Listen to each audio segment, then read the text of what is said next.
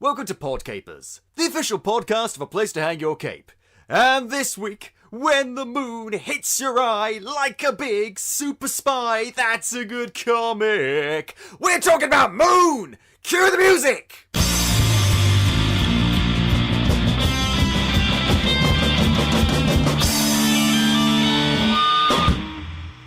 Hello there, capers, and as I said, welcome to Podcapers, the official podcast of a place to hang your cape. My name's Scott James Merridew, and this is the show where we talk about various geek and nerd-related topics, and are joined each week by a very special different guest. Capers, this week, our guest today, probably one of the most biggest comics in the UK independent comic scenes, artist is with us today. Give it up, Capers, for Steve Penfold! Hello. How are you, sir? I'm very well. That was quite an introduction. I mean, that was a massive introduction. I like it. It is an introduction worthy of your stature, sir. Well, I'll take that. That's probably the nicest. Yeah. I will accept that introduction. I will take it. Yeah. You will take it, and you will like it. I certainly liked it. I mean, it's probably the nicest thing that anyone said to me for some time, so I love that, yeah. I find that very hard to believe because Moon has really made the rounds, and it's a big deal. Oh, yeah, no, I know, but I mean, obviously we have a break over Christmas, so then it's just family and friends, and they think very little of me. So, you know, yeah. Aunt Jackie, you will respect Steve! That's falling on deaf ears, I promise you. Oh yeah, these people have suffered long and hard at the hands of me spending a lot of time drawing and running backwards and forwards to cons up and down the country. So yes, well, it's an unfortunate side effect. You've done tours though. You've done tours of cons, going all over the place, peddling this brilliant, weird, lovely book. I think our record was, I think. It was in the 30s. We've definitely done 30 odd cons in 1 year. Oh my god, how are you still alive? Well, we upgraded from hostels to hotels when I realised that my snoring was causing people to punch me repeatedly in the stomach in order to wake me up. So that helped. It's obviously a much more expensive way of running it, but it has meant that I have actually survived. So that was helpful. You haven't been Houdini to death. Sorry? You haven't been Houdini to death. I was basically I was sleeping in these bunk rooms with lots of other people, and I was just getting used to the fact that for some reason I was just constantly waking up very suddenly with like a pain, and then I realised, and then I was in a room with someone who was snoring. And you realised, oh my god, this is what I do to people. Well, I did it to them. So then I suddenly realised, oh, hold a minute. That's what's been going on. So there you are, you see. Although I'd like to think that I was nicer to the person who was snoring than they were to me, because I just gave him a tap kind of thing to wake him up. You didn't full on body slam them. That was very nice of you. I didn't feel like it's tempting, but you have to try and bear in mind that snoring is obviously not their fault. They're completely oblivious to the fact that they're actually doing it. So I lent on the side of caution, but I got the impression that over the years, I mean, I have woken up with the odd bruise. So I think I've been beaten during the night. So I can only assume that I snore quite badly. What are those strange bruises all over my body? And oh my god, there's 2 puncture marks on my neck. Dun dun dun. Yeah. So I mean, in many ways, I have genuinely risked life and limb in order to be able to travel up and down the country. But now, just for the benefit of all other hostelers, I'm always in my own room. So. Well, in any case, we appreciate your sacrifice. And I have to ask, I mean, we will talk about Moon in due course. Dear God, that we have to talk about it. But I want to know a bit about what came before Moon. What was the trajectory towards Moon? How far back do you want me to go on that? Let's go back to when dinosaurs ruled the earth. No, like, when did you first get into comics? In terms of when I was really young, I would sit and I would draw comics. I used to read the Masters of the Universe comic and the Transformers comics when I was the Marvel UK Transformers comics, and I was just blown away by sort of the artwork that was on that, Jeff Senior and other artists like that. And I never found out who the artists on Masters of the Universe were. I assumed it was French, and then it was translated into English. But I could never find out who that artist was. So if anybody knows, I hope they can contact you and let you know, and you can let me know. But I used to love it, absolutely love it. And I used to draw Masters of the Universe all the time with biro on old computer paper and all that sort of stuff. That's how old I am. And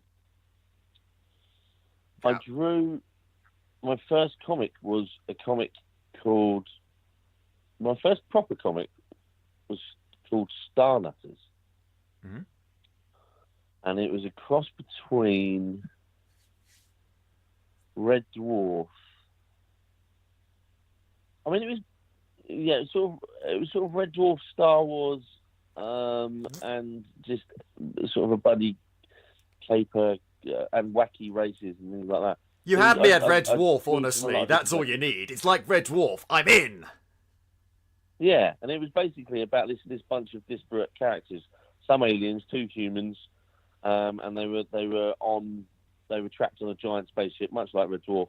But this thing was actually, rather than it being a crappy old mining ship, this was actually the most powerful military starship in the universe, and it had its own AI, which had decided to.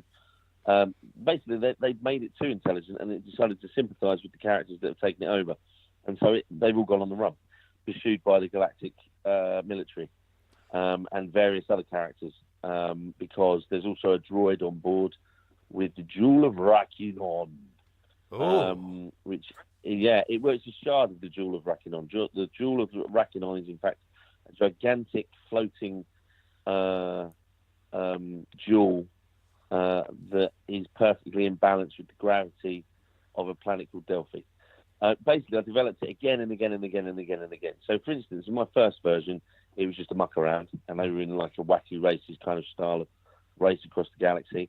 And then I developed it again, and then it became, and then I was introducing things like Delphi and the subplots and alternative villains to be chasing them and all sorts of things like that. A little bit more character work and stuff. And then it sort of developed up, and then when I became an adult, I thought such childish things should be put away, and it was converted to a book, which I wrote half of. I think I made it to about 100 pages, I think. But I developed that to such a degree that I never got anywhere near finishing it. It was just utterly ridiculous. So that actually remains in the back burner, and it's actually planned to come back in some form in the future. Because I personally think that most people's brightest ideas come when they're youngest, when their imagination isn't tarnished by adult cynicism. So I'm going to go back to it and see if I can reboot it. Combine your purest ideas and your purest imagination with your years of experience and talent. Yeah, I think that's the right way around. I think that's the best way to go around it. I think go back to those crazy ideas that you thought were nuts when you were a kid, and then just refine it so that it's acceptable to audiences. Because it rarely takes much. More often than not, the funnest, the most joyous ideas hit you when you're a kid. So I've got a few titles like that I really want to sort of bring back to life. Well, you've inspired me, because now I'm going to go back and I'm going to look at the comics that I made when I was a kid, and I'm going to rewrite that comic about the sentient lump of blue tack that's a superhero. Well, see, this is what I'm talking about. Yeah, exactly. So you can take the sentient blue tack, yeah, and you can sort of develop it in a way that makes it somehow more. No, well, I to be honest with you, I'd stick with the bit of blue tack. I think it's genius. I would just stick with that. Commander Blob will return. That's literally what I called him. I was 10. Well, no, see, this is it. I mean, exactly. I mean, just look at I can't remember what it was. Was it? It's not. Is it Axe Cop? Where someone just literally just took the ideas from their either their little brother or their son or something, and then just went with it, just produced it into a comic book, and the end result was absolute genius and was sold the world over. So it just, I mean, it's that combination. It's retaining the imagination of youth, and then applying a bit of adult sensibilities to it. You know, just a bit of common sense. And I think that's the magic recipe. But yes, anyway, sorry. To answer your first question. I think you pretty much answered it. But I think you're absolutely right. I think as a society, in terms of how we consume pop culture and the pop culture we're consuming, we're really starting to move away from as you say, the slightly more cynical stuff, and really starting to embrace the really far out there ideas. We've become a little bit bored with mundane ideas and cliches, and we really go for some of the weird shit. But the thing is, here's the thing that I think differentiate Moon from a lot of the other weird shit that's out there. Your weird shit kind of has a point, but also Moon is very, very, very self-aware. It's probably the most aware comic I've read of this sort of vein, if you will, in a long time. It knows just how silly the premise is. It runs with it, but it takes the silliness seriously. Yes. And I think that's important, because if you don't take...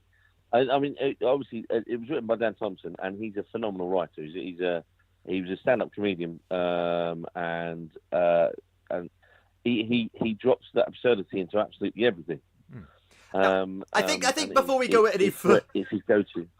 Yeah, you're damn right. I mean, dear God, we'll talk about that as we go. But I think for the capers, just in case there's a few poor bastards out there who might not know what this comic is, what is Moon about? Yes, I was wondering when we were going to drop this in. Yes, it's a good point, well made. Right, so essentially, Moon is the story of the moon. The moon has been dropping out of the sky early hours of every morning for the last 2,000 years,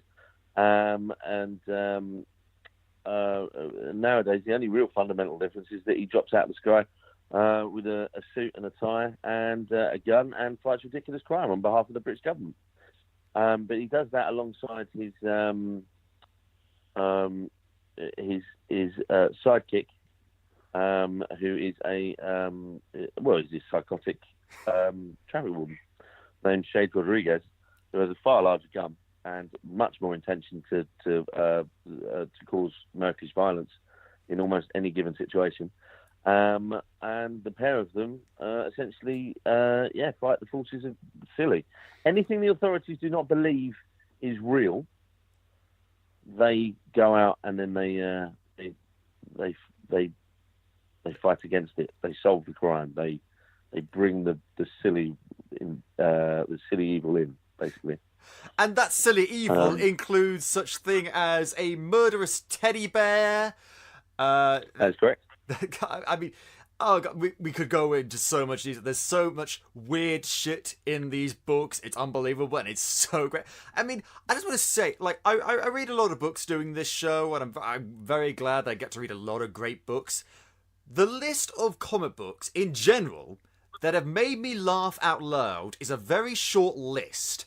This is on that list now. I read it and I laugh. It's so bizarrely funny. Actually, it's not that bizarre. It's very clear why it's funny. I immediately got, okay, I get why this is funny. This works. Then this is funny because of this. And it's such a joy to read something that doesn't make me laugh just on the inside, but on the outside as well. Because that's a big thing with me. I really do love my comedy. I don't know if you noticed, but I rarely laugh out loud. I don't know why. It's just I just giggle on the inside, and my face betrays no emotion whatsoever, because otherwise Father will be cross. But this made me laugh out loud. It was just so fun. Not because the best thing was I wasn't laughing like, oh, how silly, the moon is in a suit, ha ha ha. I was laughing at the dialogue. I was laughing at the background joke. I was laughing at the interesting dynamics between these characters. And I think that's the main thing that differentiates Moon from other books, as we said earlier, simply because it takes itself seriously enough that you guys actually made the silly stuff work within the rules you set up for this universe. I can take it seriously, which means I can laugh at it. If I didn't take it seriously, then I couldn't really laugh at it, because what would be the point? I wouldn't waste my time laughing. Oh, it's silly. Because anyone could just throw any random shit on the page. Anyone can do that. There's a method to the madness, though. There's a real order to how these things work. And you made it work. There's an actual story here. Yeah, I mean that was fundamentally it's really strange, because it's like you're in our brain. That was really weird, because that was the conversations that happened between me and Dan when it was being written. Dan was writing it, and there's the outlandish ideas, and then there were but there's room for the outlandish ideas as long as you ground your characters. The characters have to be. There has to be a plausibility there, otherwise you are literally just running off at the mouth. Exactly like you said. That is the difference between Moon and many other comic books out there. Because that was actually a problem I had with indie comic books. Was almost all of them seemed almost just wish fulfillment for the writer. So it was just like, well, I've had this idea and I just want to see it happen. And it was all about being able to not work within the constraints of normal writing. It was all about just throwing whatever sort of wacky lunacy you can at a page and seeing what sticks. But it was important to us that it was grounded, that they were very specific. We spent absolutely ages on the rules. There were absolute hardened rules to Moon's universe. He cannot speak. He cannot make any communication whatsoever. He has no form of expression whatsoever. We're not going to suddenly break that by having him write something down. We even, at one point, we considered having a Twitter feed for him, and then we realised that was a form of communication as well. And so he has to be utterly absent of any mode of communication whatsoever. And yet he has such a clear character, though. He's such a clear character. It's amazing how you've been able to communicate his thoughts and his feelings when he has no way for him to communicate that stuff in a visual medium with no words and no facial expressions. I don't know how you did it, you absolute madman of a genius. Basically, there's several tricks we like to how. I mean, basically, occasionally Dan would write something along the lines of "make Moon look sad," and that was probably the most enjoyable instructions. He knew, because we really, he's a mannequin basically. You see, part of the genius of it is how do I okay. Basically, because he's so straightforward, because he's so simple, the reader actually applies their own thoughts and feelings to him as they're reading it. So he's actually, as a result, I mean, it was a complete side effect. It wasn't something we really knew was going to happen. He's effectively a mannequin for the reader's thoughts and feelings on what's happening to him at the time, so that he's ended up being a character you can empathise with more easily than you can with someone who is expressing themselves, for the simple reason that you know something's happening to him, you know how you'd feel. So there's an assumption that he does too. But what Dan's also done is he's also thrown in complexity as well in the characters, in Moon's responses.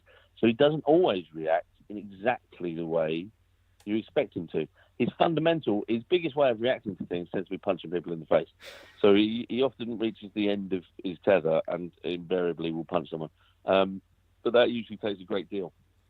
That is actually something I want to point out. The action in this, I find action in comics to be very one or the other. Something. It's very black and white. Either it's very dynamic and flowing and it looks great, or it just looks kind of still and flat and not very appealing to look at. Yours is definitely in the former camp, because when Moon punches someone, dear God, that's an action shot. It's like thwam, uppercut.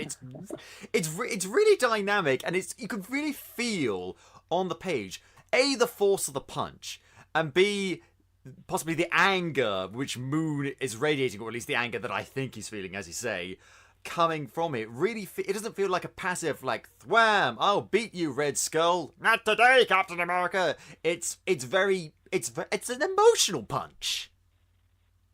Yeah, I mean,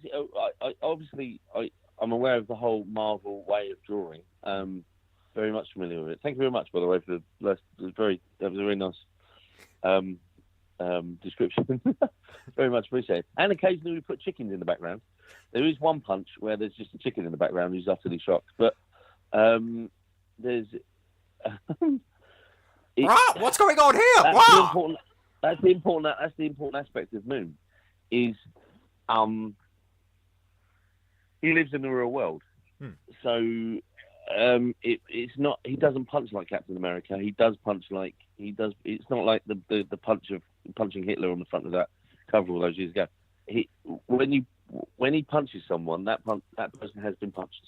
That person is a real person being punched, and so to give Moon that sense, almost to emphasise the silliness of what's going on within the plot and often the dialogue, the more realistic we make things. So there's a dynamism in the angles and things like that. But like you say, when he punches someone, he's punching someone. That person's face is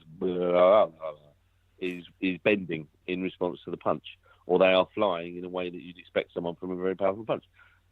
You feel it, and that's a transference of momentum and impact. Yeah, exactly. It was something.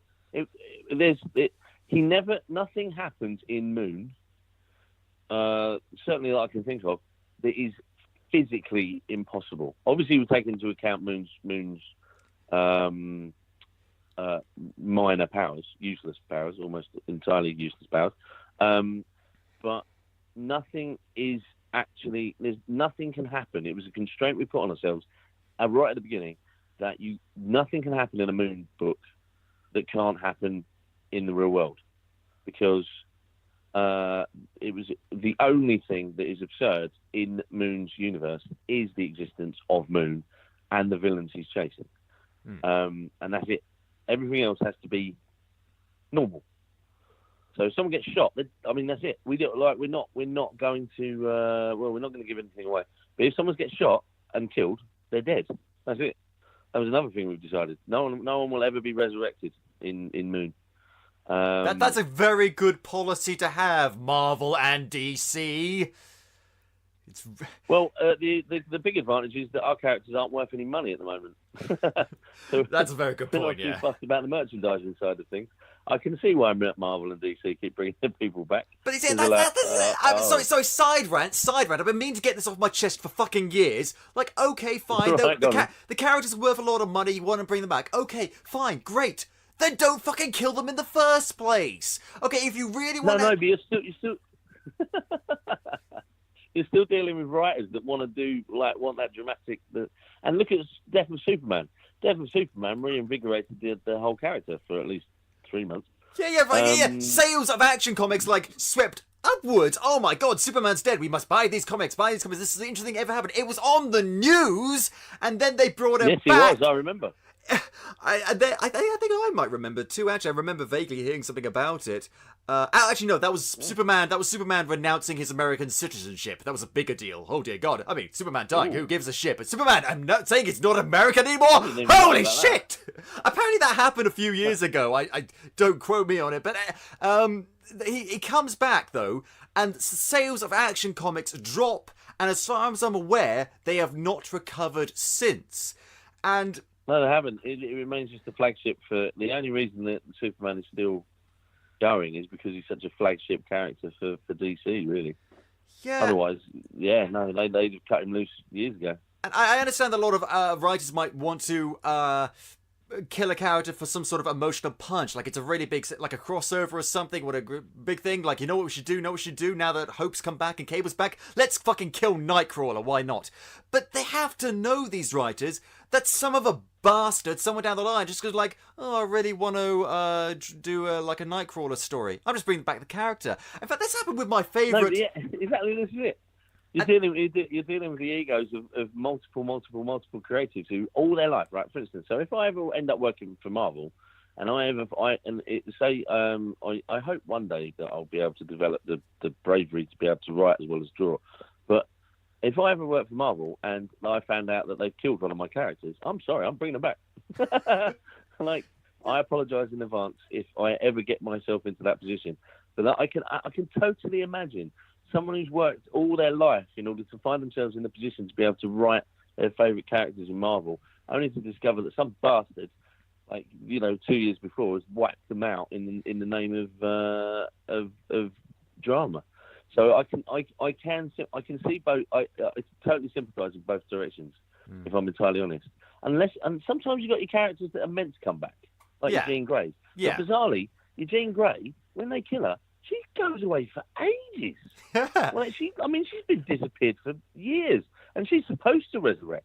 And then you've got ones that there's no reason why they should come back. Nightcrawler, X-Men, for instance, because we seem to be going down the X-Men line, is fascinating because they have just killed multiple characters, and some of them just haven't come back.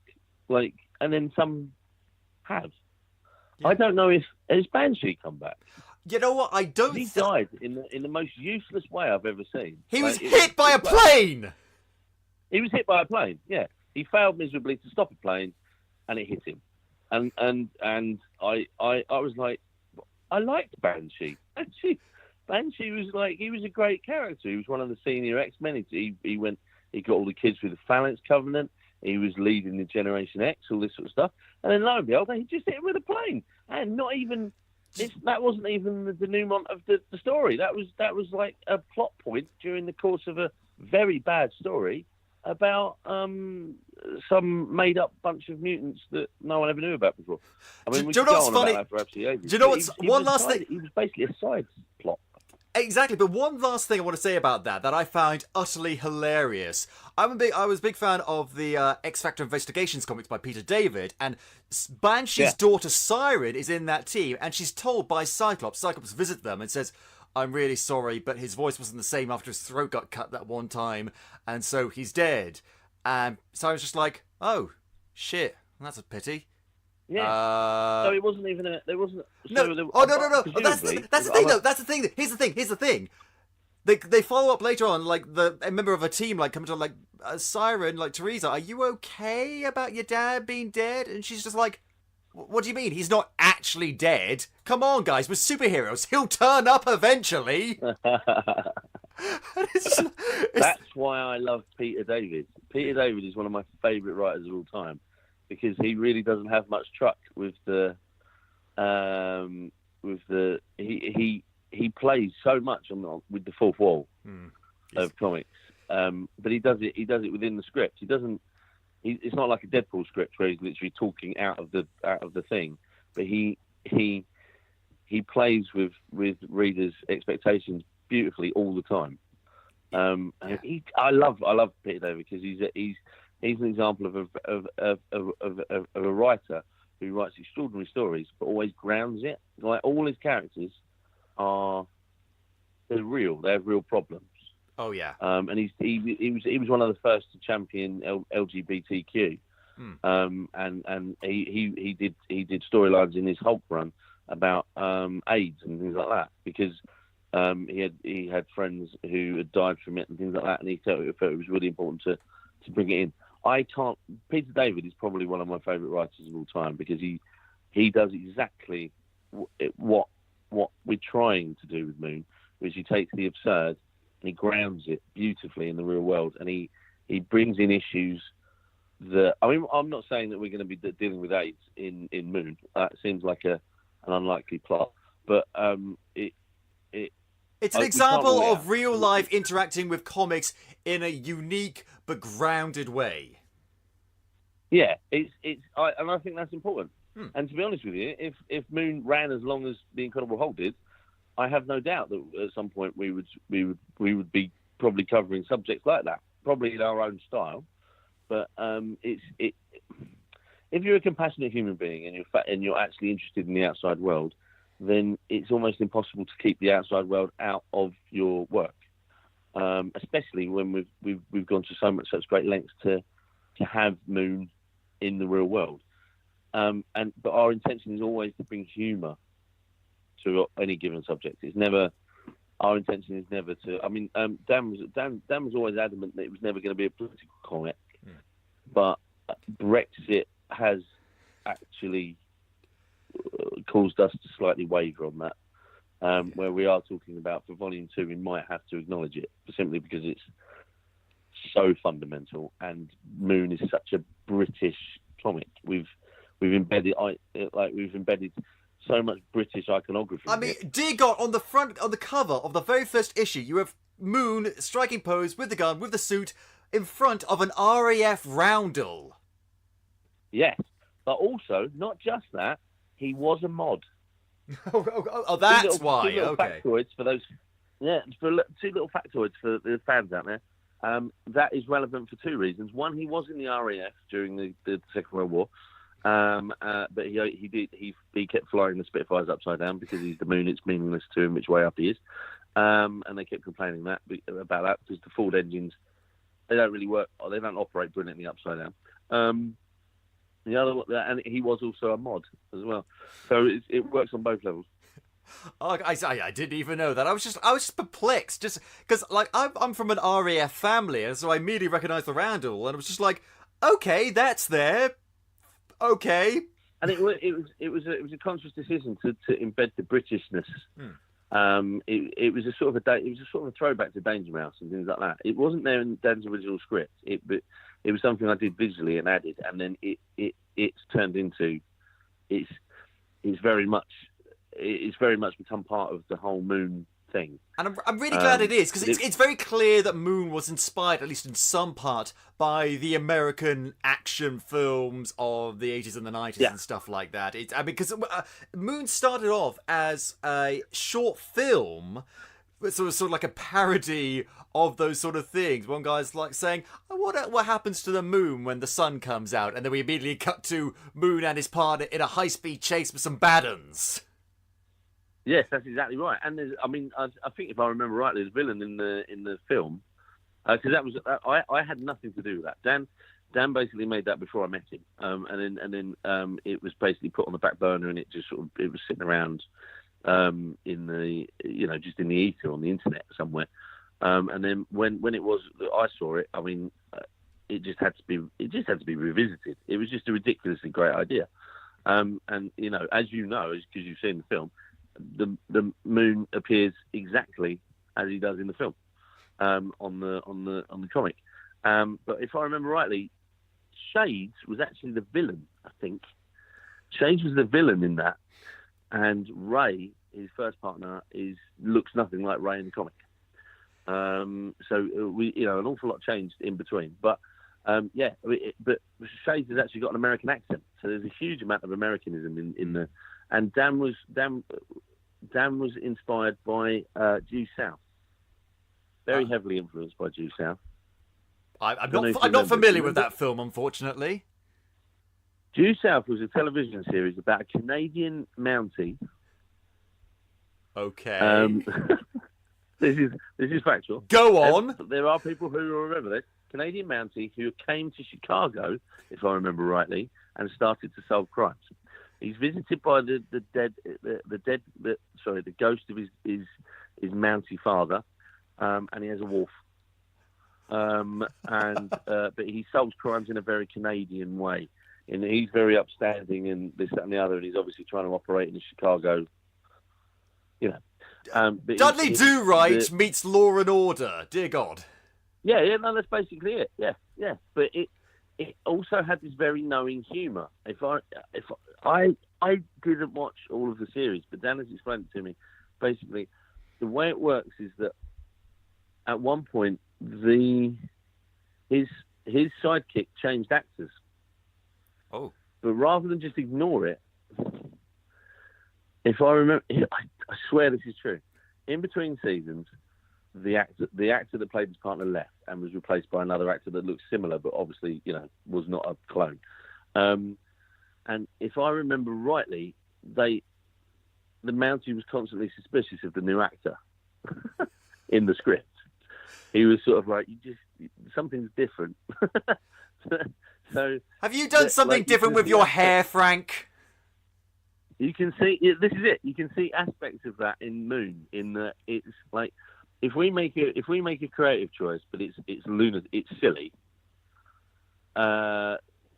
We have to acknowledge it. We're not there to just it's like you said, we're not just throwing silly putty at a wall.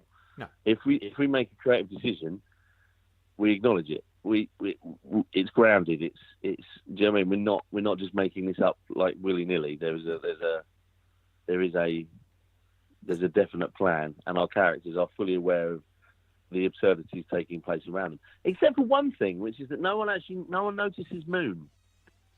Well, he's been around for thousands of years, so I think people are probably used to him by now. That is the conceit. That's exactly it. It's a world in which for 2,000 years the moon just drops out of the sky, and he's just gone about his business. So people don't. He's not a celebrity. He's just people are just used to him being around. And I think there's an idea. He's like Jesus, but with the staying power. I was about to give a spoiler away about Volume 2, but I'm not going to do that. Oh no, because we're only on Volume 1 right now. I have read issues 1 through 5. Issue 6 that come out over Christmas, or was that about to come out? 6 is out. It's available. It's absolutely 100% available. Not just available. It is bumper size. It is almost entirely. When I started reading the script, I decided that it was going to be almost entirely drawn in double-page spreads, and I couldn't leave it there. I have made it a hologram cover. There are 3 alternate hologram covers: Team Moon, Team Shades, and Team Bum Bum, according to your chosen, with 3 different wraparound comic covers. And and wow. It's in the style of the Fathers and Sons crossover from the X-Men in the 90s. Oh wow! You spoil us, dear God! We tried to make it as big a treat as possible for people, because I really wanted to. Do you know what I mean? We've been working on this for a long time, and our fans have been extremely patient. And so I wanted the finish to be an absolute blinder. And so it's 30-odd pages of the most astonishing carnage you've ever witnessed between humans and bears. It's just, yeah. I mean, when I was reading the script, I was just like, oh my God. While I was drawing it, I couldn't wait for the visuals. I couldn't wait for certain visuals to come under my pen. Because it was just awesome. It was just absolutely phenomenal. You know, that's a good day at work when you're ready to really bring something to life. Yeah, absolutely. I mean, I think it's quite telling as well. Because I've worked on other projects where they're good, they leave me personally cold. Where I've worked on things where, if I was as a comic buyer, I wouldn't necessarily buy them. But I feel like Moon, when I'm working on Moon, I'm excited. I'm excited to see what's next. I'm excited to see. I mean, when I read the scripts, I'm excited to bring that into the world, and then I love watching people walk away with the Moon book. I thoroughly enjoy it. Well, anyone who's ever met me at a con knows that I'm ridiculously overwhelming at the table. I will just shout at you until you walk away with it. But the reason I'm so enthusiastic about it is because I know it's something good. I know it's something worthwhile. You can see my art straight away. That's there. And you can see Ivana Matisha's colours as well, which are absolutely phenomenal. She is an absolute master of what she does. And I've enjoyed working with her the entire time. Because this has been just like this has been basically a 3-person creative team. It's been you, Dan Thompson, and Ivana Matilla. I don't know. Is that how you pronounce her name? No, it's spelled Matilla, but it's actually pronounced Matisha. She's Argentinian, usually. Matisha. Sorry, Ivana Matisha. And it's just been you guys all the way up to now. I mean, it's so, even with indie comics, sometimes, like the colors will come and go, or letters will come and go. So what's it been like just having that core team? Well, it's, to be honest with you, it's been a struggle to try and keep it together. Oh, no. I mean, we've been doing it for such a long period of time that inevitably people should wander off. Do you know what I mean? Other people should, have, and luckily Dan had already done his job. So, he's been free to be able to pursue other things. He's currently working on the Danger Club podcast, which I would advise anyone who's ever played D&D or Pathfinder to go and listen to, because it is literally, he is the Dungeon Master for a path. I don't know if it's called Dungeon Master. It's either Dungeon Master or Game Master, depending on... He's the Game Master. He's the Game Master for a Pathfinder group who met every week in the pub, and now they record their adventures as their characters, and so it's an ongoing story of what they're doing and all this sort of stuff. So you're literally listening to their adventures as they roll on, and almost everybody involved are actors. So it's all very exciting. That sounds like a really interesting. Who's working on that? That sounds really. I've been wanting to get into D&D actually for a while now. It's sort of my New Year's resolution. I don't know how exactly I'm going to go about it, but it is something I do want to check out. And I can't emphasize enough why you should you need to go and have a listen to the Danger Club. I mean, he was a what's it called? Cosplayer? Yeah. Cosplayer. No, but a fantasy cosplayer. He'd go and do Dungeons and Dragons in the forest. Oh, you mean a LARPer? LARPer, that was it. Yes, he was a LARPer. Live action roleplay. Yeah, this is it. That's where he met his current wife. In the woods. And so in the woods. I assume in the woods. I don't know, but yeah, I'm not entirely sure. But the important thing is it allows him to pursue his fascination with tight-fitting leggings and having long hair and fantasy board games. So it's great. But unfortunately, I never shared his love of LARPing or fantasy stuff, and was very rude once about his plot. A plot he came up with. He tried to include me, and I was very rude about it. But that's another story. I was just very disappointed with the conclusion, and I'd been drinking a little bit. But nothing speeds up the critical process like drink. Huh? Nothing speeds up the critical process like drink. I had this expectation. It was because it was Dan, and he's such a master storyteller and all this sort of stuff. And then I'm not going to tell you what the plot was, but I don't know why, but I got angry. When it was actually a perfectly good conclusion. It was a really original idea, but it wasn't for me for some reason. It just wasn't. I don't know what the matter with me was. I was just in a funny mood that day. It didn't meet your high expectations in the moment. But do you know what? I had massive expectations, and what he did was, he went silly, which obviously, as we all know from reading Moon, that's what he does. But I got angry at the silliness of it, which is ridiculous because I've known Dan for many years, and silly is what he does best. But I've got plans on how to make that up to him. But anyway, he's off doing that, which is great, which is fine. And we're hoping to get it all back for Moon Volume 2, get all kickstarted up again. I don't mean literally kickstarted. We're hoping to be able to fund it ourselves. But Eve lives in Argentina, and she has stuck with me. We are effectively a very tight art team. So we've worked together on multiple projects, multiple projects,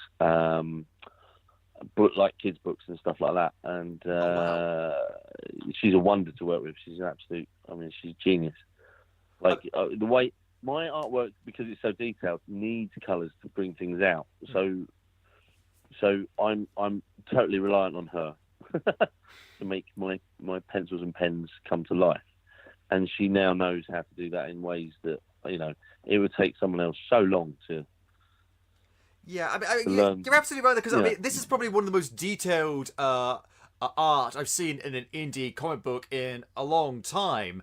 There's often this, I quite a lot of detail, and I always do appreciate it. There it is, chock full of detail. There's stuff happening. We mentioned stuff happening in the background earlier, like a chicken in the background. That's actually happened quite a lot of time in the background. Like I remember in issue 2, Shades and Moon and the Chief are having a conversation. Meanwhile, there's like this superhero guy fighting like this dragon guy in the background. What the fuck was going on there? Well, basically, I wanted to be able to offer a certain amount of value for people who, if they bought all the individual issues, there would be a certain amount of value if they bought the graphic novel. So there are stories going on in the background that you only see elements of that will be revealed fully in the graphic novel. So there'll be a couple of backup stories. So effectively, what's happening is while Shades and Moon are having an argument in the car park, in the rainy car park in issue 2, there's actually a breakout taking place, and there's an extra-dimensional potato is the one that's causing the biggest amount of problem. There's a hyperkinetic lizard, and a man with a Victorian gentleman with steampunk pterodactyl wings, and they've all escaped. And the only one who's really visible is the guy with the steampunk pterodactyl wings. He's visible on one of the panels, but you can only see a tail and the sort of kinetic energy trail from the lizard, and you can only see really what the big potato, the interdimensional potato, is punching in the background. The interdimensional potato, interestingly enough, he's not a villain or anything like that. He's a loss adjuster from in his universe. It's just that people from the potato universe are a lot stronger, and he's been misunderstood as being a monster, and he's simply trying to fend off the advances of security guards. He's very heavily misunderstood. I want to get the graphic novel now. Oh my god, I've only got the individual issues because way back when David Malofsky sent them to me, and I'm so glad he did. And oh god, because that's the thing. See, when I first read that scene, I was so focused on what was happening between Shade and Moon that I didn't notice what was going on in the background. It was like I couldn't see the woods for the trees. No, you won't. A lot of readers won't. That's what I really. The intention was for it to never. It was never supposed to upstage what was taking place in the front. The idea was that when we told you about it, because I've thoroughly enjoyed telling people over the years. Oh, by the way, there's little stories. So I like to say, if you look in the background during this scene, there's a breakout, and if you look in issue 3, there's a man living in the roof of the agency. So it's rereadability. Well, no, that's the intention. It's based on I don't know if you remember it, but Calamity James. There was Jim Patterson. He used to draw all sorts of nutty, crazy things going on in the background. The Squelchies from Beano. Yeah. Yes. So, and he would draw like things called squelches, and there would be different types of squelches, and then he'd have things that going on in the background. Like if there was a pipe, one of the pieces of pipe would have been removed and then maybe taped to another bit of pipe, so the pipe wouldn't work but appeared to be working anyway, but water would be coming out the bottom of it. There'd be all these sort of really crazy, absurd details going on. There'd be like people just sticking their heads through bushes in the background and stuff like that, and little putt-putt cars going by and stuff like that, and little spiders and stuff. So I was influenced by Jim Patterson. I always wanted to be able to just drop in these details. And I'd only ever worked on things that were so serious that it's not really right to have a chicken looking shocked or have little spiders running around getting hit by shaving foam until Moon. And now all of that is now in Moon. There's a spider, there's the chicken, and there's a mysterious toad.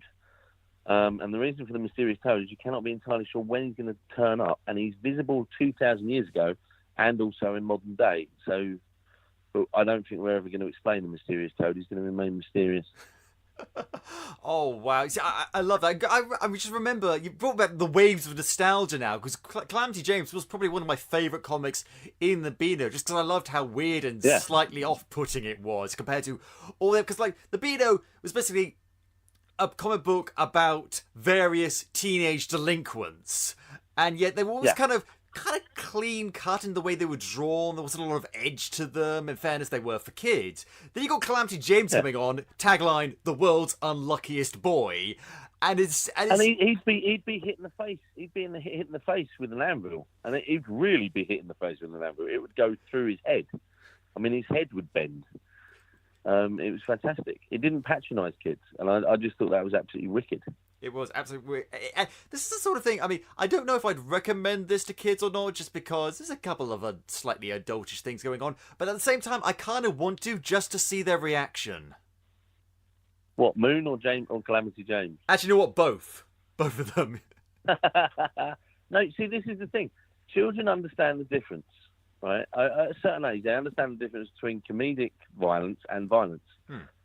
They do. They know to laugh when someone gets hit in the face with an anvil, and they know to cry if someone's stabbed and then dies in a puddle in the rain. They know the difference between the two things. It's psychological violence. As you get older, you become more aware of the psychological effects and the what violence really is. But when you're young, that's not true. Do you know what I mean? The violence isn't. It's not about ramifications.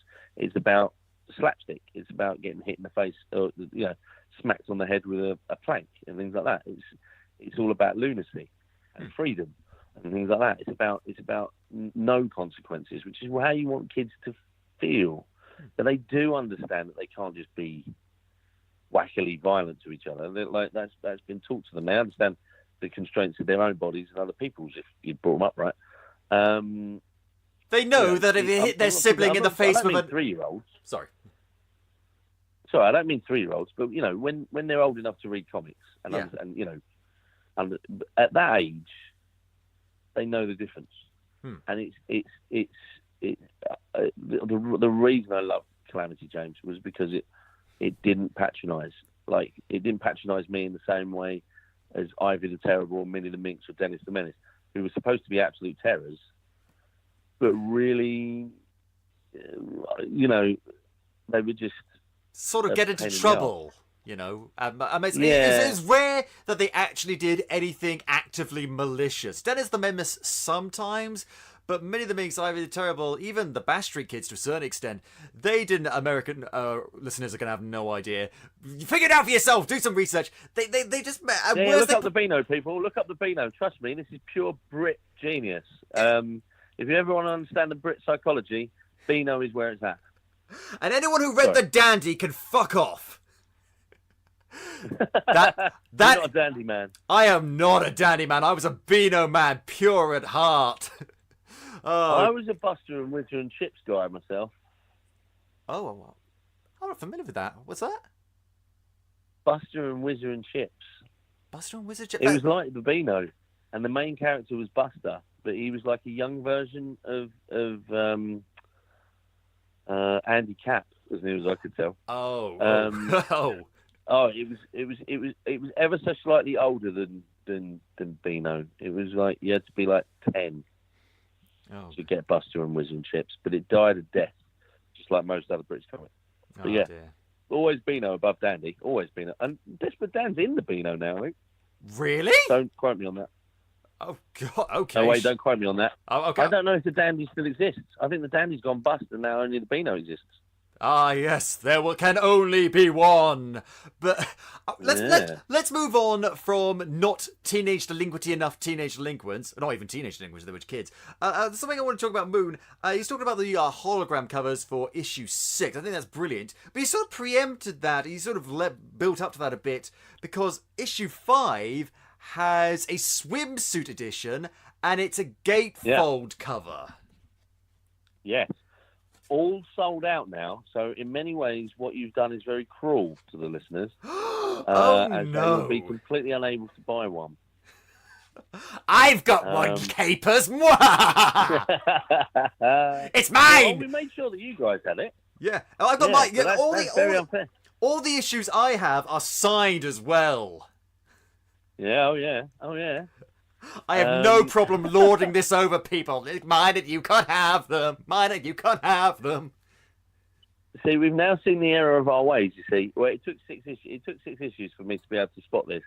But basically, what was happening was I was obviously doing a special edition of each of the books, but then we were doing a standard cover. So 5 has a standard cover, and it's extremely different. There's no swimsuit. There's no moon and shades in their swimwear on the front, looking absurd. It literally is. It actually shows you the content of the book inside. But the problem was all of the special editions we've done have massively outsold the standard edition to the point where I was like, why have a standard edition? Like we for instance, we had 1,000. We printed 1,000 swimsuit editions, thinking that'd be more than enough. They went in the same period as we sold 3 standard editions of the same issue. So we're like, now I don't see the point anymore of having a standard edition. Now it's just you've got 3 choices of a hologram cover for 6, and that's it. Yeah, because people were just snapping them up. So why bother? Why bother having a normal edition? I did it because I thought, well, maybe people won't necessarily appreciate spending a little bit more, when actually all they want is the book. But it just turned out that everybody just really wanted the fandangly, glittery, spangly looking one, almost without exception.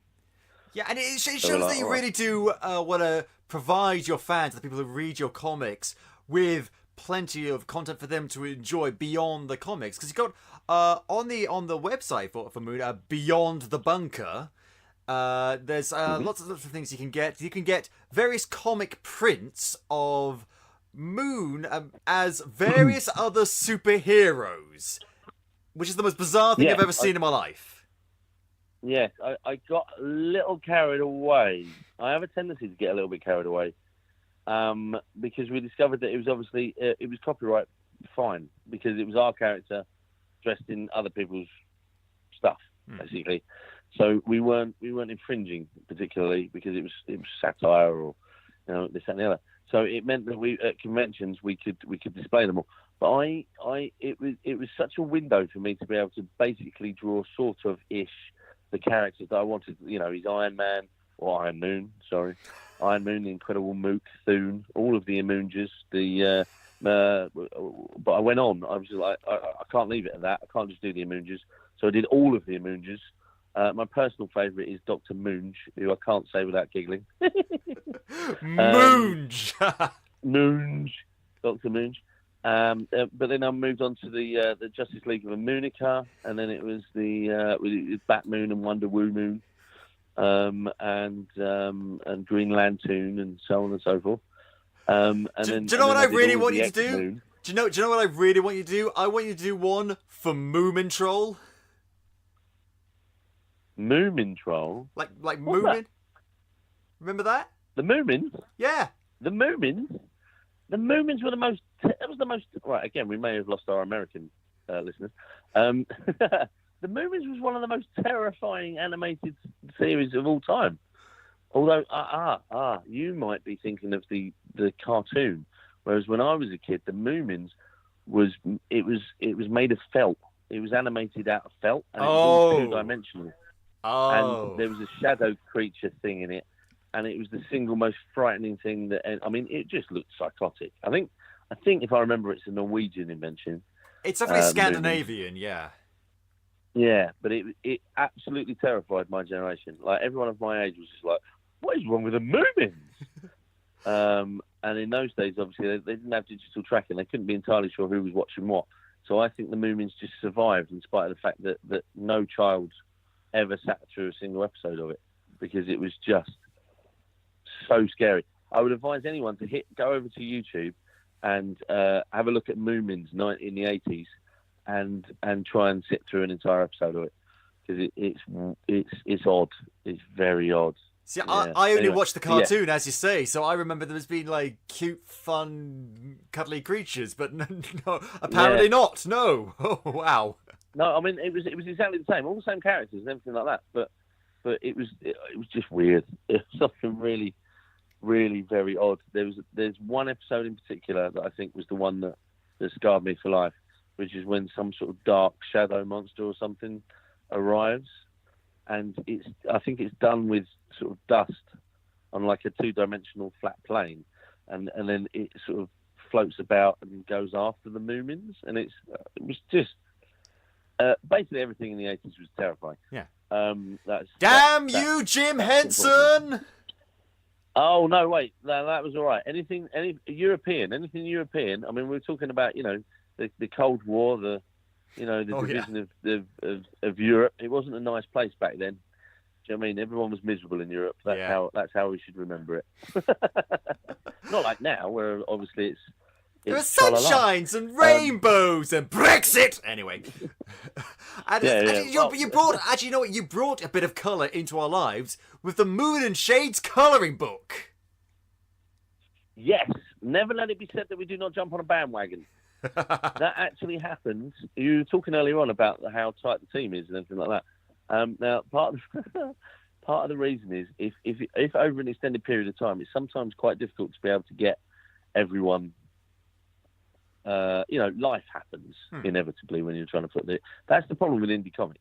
Is it is such an enormous job to complete an indie comic, because it's not unusual for them to just stop for no apparent reason. And the simple reason is because the creative team simply can't keep them going, because there's not money in it really. You're not going to make a living out of it initially, at least. It's something we're striving for, but so you have to do your jobs and live your life around it and things like that. Sometimes life takes over.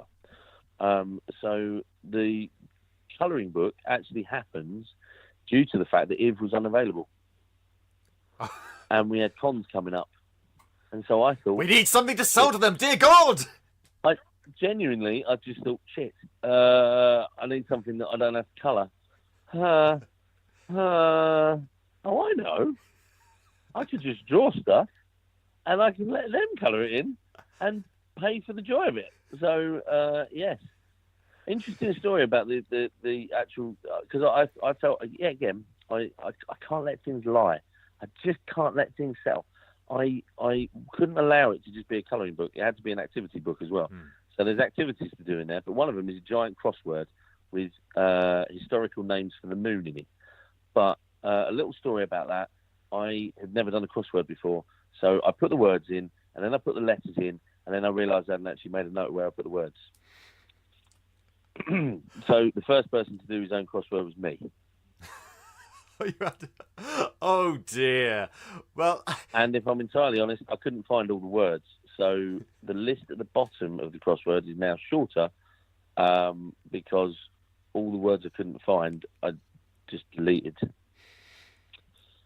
Peek behind the curtain for you there, Capers, to the creative process. Not the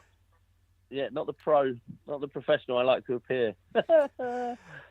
Although, if I ever do a crossword, at least now I know. See, experience counts. Experience counts. Yeah, it's a learning process, as it is. Now, so, obviously, as we say, more Moon content is coming. Volume 1, that's Volume 1 done now with issue 6. Oh, when you read 6, you'll see just how done Moon Volume 1 is. Oh, my friend, it finishes.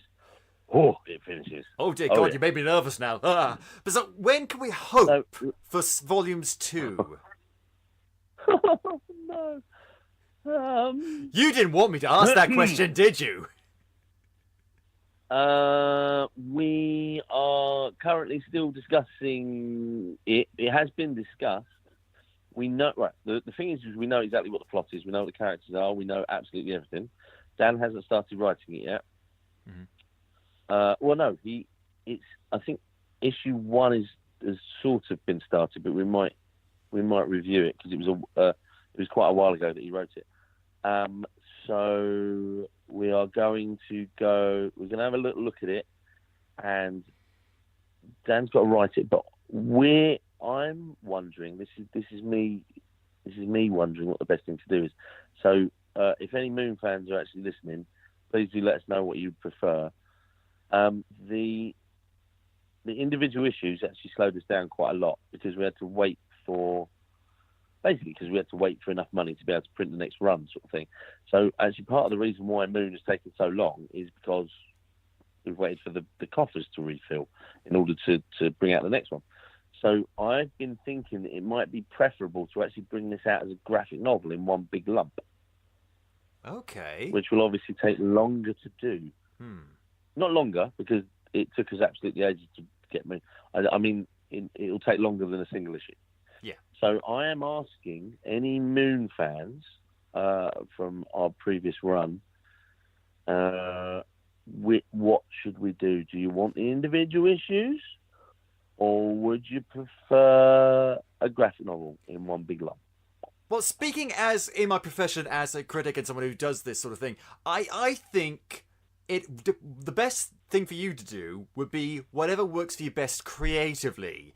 If that's the single issues, if that's the format where you're a bit more comfortable with, and that's where you can make sure the book is of the highest quality, then you should do that. If you need more time on it and you want to do that in the graphic novel form, you should do that. So it's whatever. No, see, it doesn't matter one way or the other. Oh well, in that case, yeah, for Moon fans, yeah, go for it.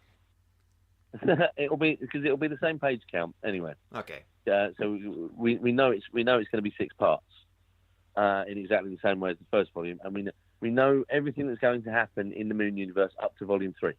Right. So we've got 18 books planned. That was planned years ago. So it's all plotted. It's all we know. In fact, there are clues in volume 1, in issue 1. In fact, as early as page 3, there are clues as to things that will not be revealed until volume 3. I'm looking through it. I'm looking through it right now. Oh God, page 3. There's little visual clues. You'll never get them. You'll never get them until volume 3 comes out, and then you go, oh. There's a naked space lady with things. There's a naked lady. I'm not saying. I don't know what's a clue and what's naked lady. Is the naked lady a clue? I don't know. Anyway, well, in any case, that's just a huge distraction, so you don't spot any of the other clues. Oh damn it! The classic ruse, a naked lady. I always. In any case, whatever you decide to do. In terms of when for volume 2, I don't know. Moon fans will be used to that. Yeah, it's done when it's done. You know, it's done when it's done. Sort of, yeah. Well, of course, it's done when it's done. Yeah, I mean, one thing I've always said is it'll always be available for far longer. No matter how long we take to bring it out, it will always be available for longer than it takes to make it. Which means capers. What is the point of waiting if what you get at the end isn't worth the wait? So our thinking is always get it right. Don't get it out quick. Get it out right. Which is, and that's the philosophy we will continue to live by. But we are, as creatives, me and Iv now are much faster than we were. Well, so we are capable of bringing this out. I think we can knock it out in about 18 months. Ooh. Well, there we go. Hard date for us all. That's after Dan's written it. Right. I'm saying 18 months. It will kill me. It will murder me for saying that. She will absolutely murder me. Do not take Stephen's word. I'm going to put it out there. We're not putting that. You know, as I think it's a good philosophy to have, and I'm sure whenever it comes, it will be amazing. I'm immensely looking forward to it. In the meantime, Capers, you can find a lot of Moon stuff at Beyond the Bunker. Link in the show notes. But in the future, when can Capers hope to see you at any conventions in the future? The tour continues onwards. We're doing less dates this year. Because we want to concentrate on producing the work as opposed to selling the work. Because we're running things down. We're basically selling the last of the Moon 6s. Hello there, Capers. Unfortunately, there's been some technical difficulties, and we've lost the call to Steve. Unfortunately, that just sometimes happens when you're recording in 2 separate locations, unfortunately, and we weren't able to get him back, sadly. But thankfully, the episode was about to wrap up, so we'd be able to get a lot of great stuff with Steve, and I'm very, very grateful to him for putting up the technical difficulties. We've had a few technical difficulties leading up to doing this, and I thought everything was fine. Evidently not, and unfortunately, there's just no way we can fix them right now, sadly. But I think we had a very good time with Steve talking about Moomin. I'm very grateful to him, and I think it's been a good episode. So thank you very much, Steve, for joining me today. If you enjoy the show, Capers, please tell your friends, shout it from the rooftops! And if you haven't already, go back and listen to some of our other super episodes, like one where there aren't any technical difficulties. Those are always great. And you can listen to the show on iTunes, Podbean, YouTube, Spotify, or at podcapers.com. We have a Patreon. Check out the rewards. Patreon.com/AP2HYC. If you want to get in touch with us, suggest show topics, or maybe come on the show yourself, you can find us on Facebook, Twitter, and Instagram at AP2HYC, or email us at podcapers@ap2hyc.com. Thank you very much to Dan Harris for our logo, the lovely microphone with the red and blue 3D glasses. Those are mine. And thank you for listening. This has been Podcapers, the official podcast for a place to hang your cape. Cue the music!